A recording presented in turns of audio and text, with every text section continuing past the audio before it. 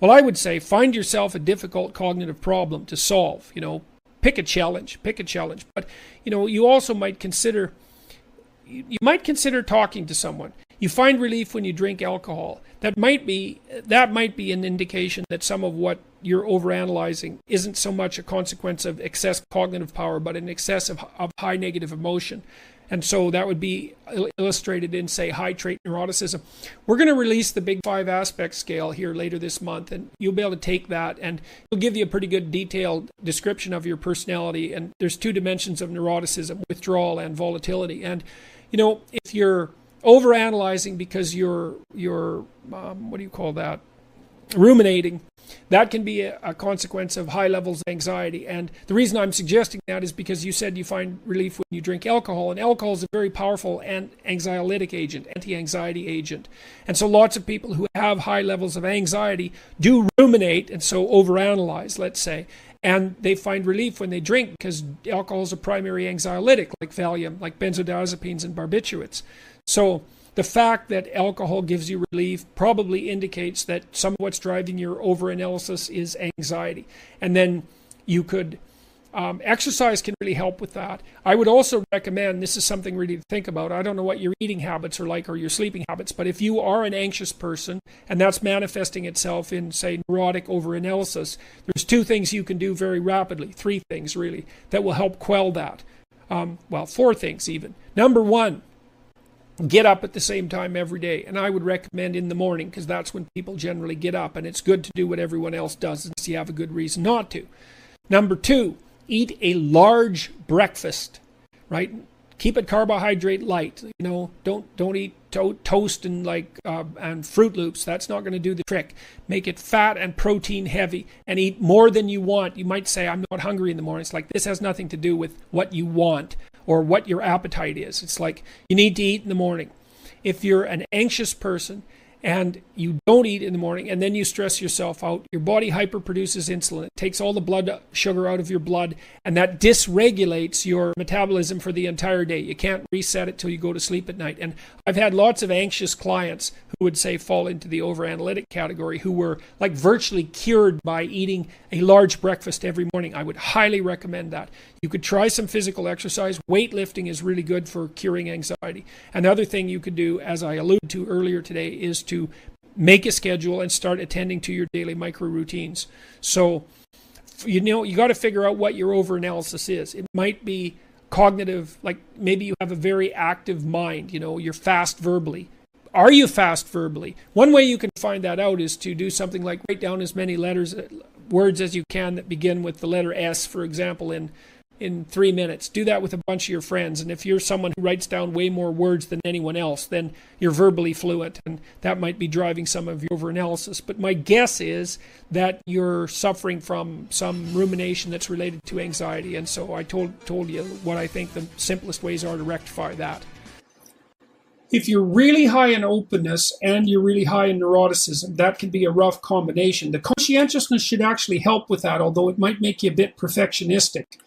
The problem with being high in openness, which is creativity and interest in ideas, and high in neuroticism, which is tendency towards anxiety and emotional pain, is that open people like to break open boxes, conceptual boxes, and see what's inside, like Pandora's box. But people who are high in neuroticism are more likely to respond negatively to complexity and uncertainty. And if you're an open person and you're always thinking up new things, you tend to saw off the branch that you're sitting on a regular basis. And that can be pretty destabilizing.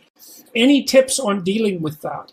Well, I would repeat what I said earlier. I think that one of the things that you do if you're high in anxiety is to stabilize your sleep-wake cycles. So get up at the same time, go to bed at the same time, and eat at the same time. Make sure that you eat breakfast, and a big breakfast too, that's heavy on fat and protein.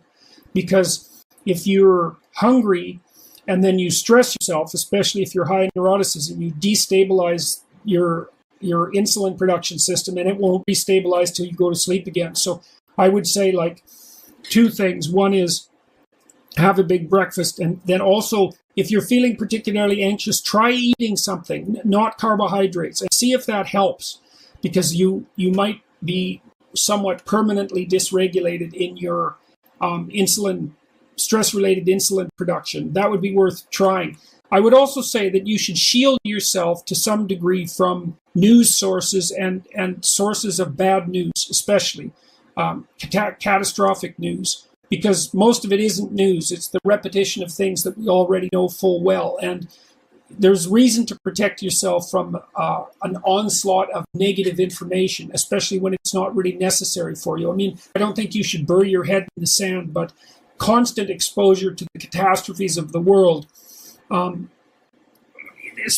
especially when there's nothing that you can do about those catastrophes, even hypothetically, is something that can really destabilize people. I often tell people in my clinical practice, which isn't operating right now, by the way, to shield themselves from news reports, because it's just too much. If you're depressed and anxious, it's just not something that you need. It's not helpful to you.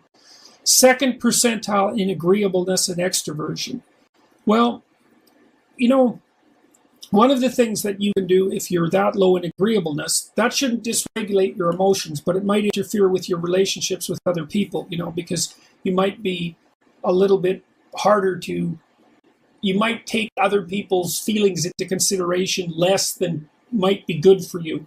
One of the things that people who are low in agreeableness can do is to try to think of things they could do for other people and make that a practice. You know, like maybe once a week you could consciously do someone a favor or give someone a gift, something like that, and practice being, what would you call it, compassionate and polite. You know, that'll expand your personality rather than transforming it. So then maybe you could have the advantages of being disagreeable, which means you're tough-minded and skeptical and competitive, and those can all be really good things. But it would be nice to be able to leaven that a little bit with the ability to take other people's perspectives a bit more and to take them into account. And then, you know, if your relationships improve, that can also improve your emotional stability, because one of the ways that people regulate their anxiety is by having people around them that they get along with. Because, you know, if you upset people, then they upset you, and especially if you're high in neuroticism, and that can increase your anxiety and your pain. So that's Sisyphus, and Nietzsche said of Sisyphus, if I remember correctly, that one has to imagine him happy. Well, if there's a rock at the bottom of the hill, then you might as well push it up the hill. And if it rolls back down, well, then you've got something else to do, don't you? You can push the damn rock back up the hill. And there's no shortage of rocks to push up the hill, and that's what we're built for anyways. And so let's go out and like push some damn boulders up the hill, and then maybe we could have enough self-confidence and enough respect for ourselves that we wouldn't have to turn to hatred and revenge and try to take everything down, because I think that's the alternative. So he's not weak. That's one thing you can say about him. The same idea represented there, right? That's Atlas, who voluntarily takes the world on his shoulders. It's like the idea of Christ taking the sins of the world on his shoulders. It's exactly the same notion, which is the notion that you should be able to recognize in yourself all the horror of humanity and take responsibility for it, because that's what that means. And the thing that's so interesting about that is that if you can recognize in yourself all the horror of humanity, you will instantly have a hell of a lot more respect for yourself than you did before you did that. Because there's some real utility in knowing that you're a monster. Now, and just because you're a monster doesn't mean you have to be a monster, but it's really useful to know that you are one. So, one of the things that Jung knew, and this is something that I find so amazing about his writings, and I think something that really distinguishes him, for example, from Joseph Campbell, who talked about following your bliss, is like Jung said very clearly that the first step to enlightenment is the encounter with the shadow. And what he meant by that was, everything horrible that human beings have done was done by human beings, and you're one of them. And so if you don't understand that, and to understand that really means to know how it was that you could have done it. And that's a shattering thing. To try to imagine that, to try to imagine yourself as someone who's engaged in medieval torture, to see how you could in fact do that. You're never the same after you learn that.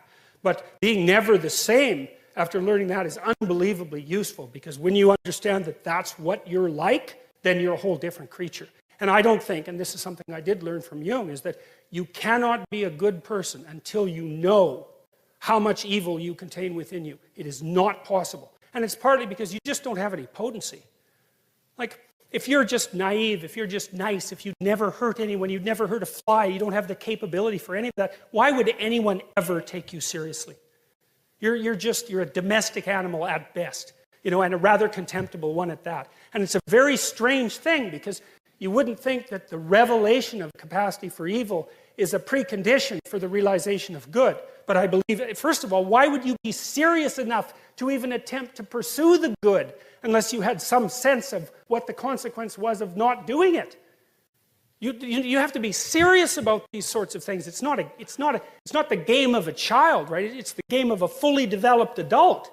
And I learned this in part when I had little kids. I wrote a chapter from my new book called Never Let Your Children Do Anything That Makes You Dislike Them. And why was that? And I wrote that after I knew I was a monster. And I thought, I'm going to make sure I like my kids. I'm going to make sure they behave around me so that I like them. Because I'm way bigger than them. And I'm way more cruel than they are. And I've got tricks up my sleeve that they cannot even possibly imagine.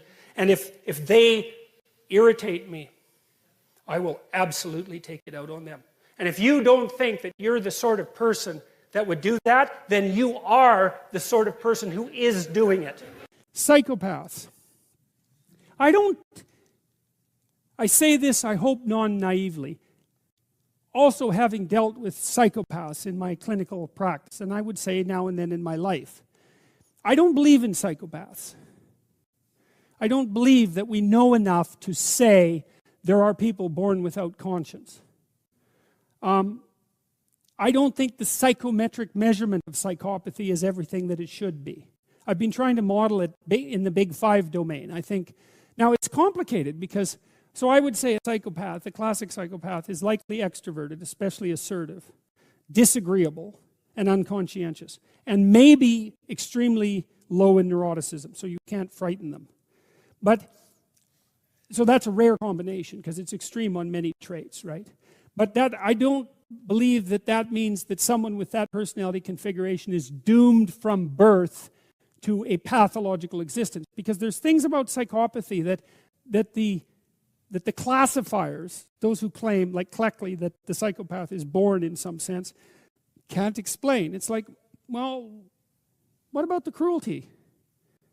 There seems to be a motive there. They're passionless and they lack emotion. Well, why are they cruel then? For entertainment? Well, but then you have to explain the entertainment motivation. Like there's a failure in some sense with the classic psychopathy theorists to come to grips with the problem of malevolence. It's skirted over, and you can't do that if you're talking about psychopathy. It's like malevolence is the bloody issue here. And so the other issue with the psychopath is that he's irredeemable, right? That's the idea.